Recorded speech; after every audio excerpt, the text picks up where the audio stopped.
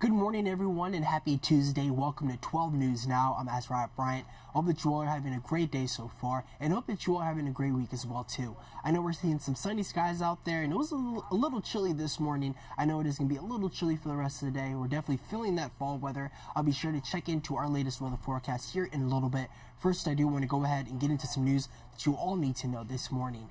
New this morning, Israeli warplanes are bombarding downtown Gaza City, striking back against the Hamas.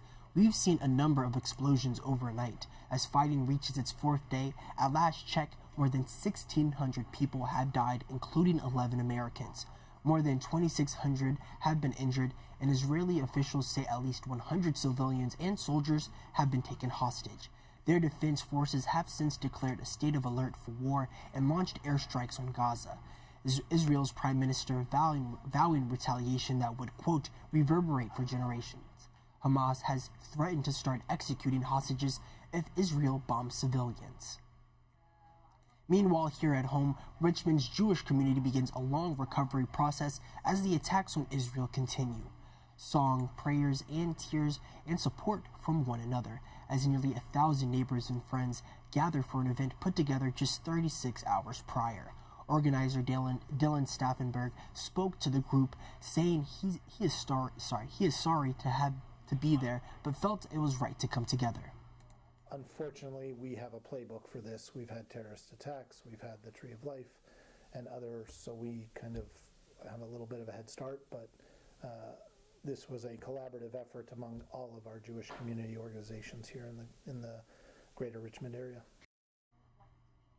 Staffenberg tells us there already is a fund set up where 100% of donations go to the Israel Emergency Campaign, and that goes to help everyone living there right now. That link is at jewishrichmond.org. And funeral services will be held this morning for the 19-year-old man who was shot and killed at a GRTC bus stop nearly 2 weeks ago, while the search for his killer still continues.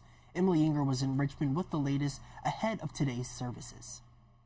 That man, Rouse Chief Richardson, was a recent graduate of George Wythe High School. His mom describes him as a very respectful, hardworking, fun-loving, and caring son. Richardson was shot and killed while getting ready to board a GRTC bus near Hall Street and Richmond Highway on September 28th. He was found unresponsive on the pavement near the rear door of the GRTC bus and was pronounced dead at the scene. Police are still investigating and have not released any suspects or arrests at this time, but they have been interviewing witnesses and collecting surveillance video from the bus and nearby businesses. Richardson's mom says that he was on his way home from working an overnight shift when he was killed.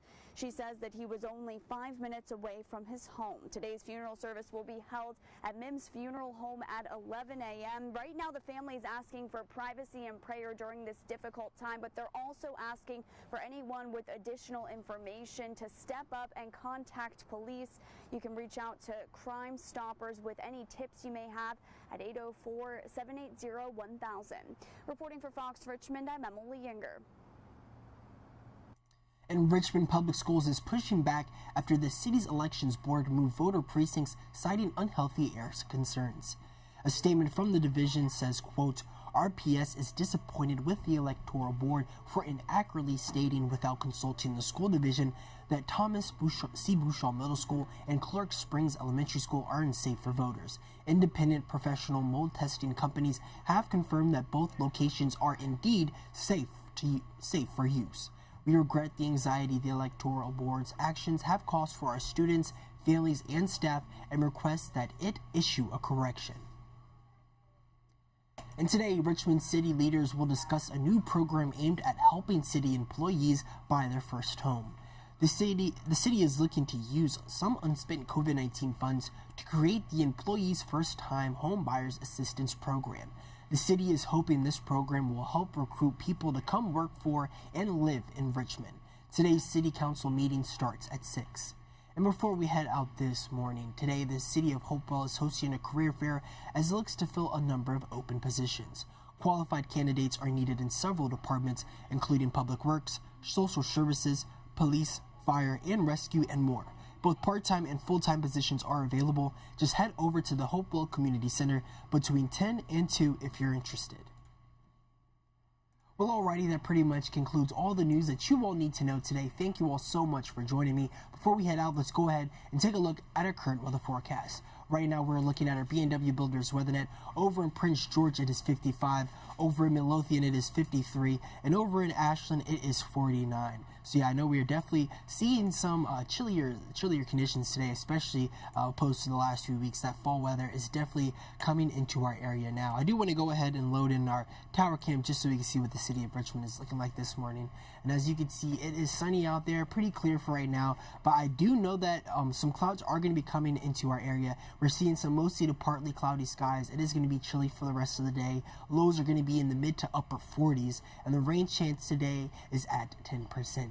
And then tomorrow we're seeing some mostly sunny skies. Lows are going to be in the upper 40s. Highs are going to be in the low 70s as well too. So definitely make sure you download our NBC 12 First Alert Weather app. That way you can stay up to date with any new or unexpected weather conditions coming into your area. And also be sure to join us coming up at 12 news before noon. We'll have some more news and weather in those shows as well. So definitely be sure to join us then. But I do want to thank you all again for joining me. I hope that you all are having a great day so far, and hope that you all are having a great start to your morning as well too. Be sure to join me back here at 1 p.m. today. I have some more news to get your afternoon started. But it pretty much concludes all the news that you all need to know this morning. Thank you all again for joining me, and hope to see you all back here at 1 p.m. Have a great morning, everyone.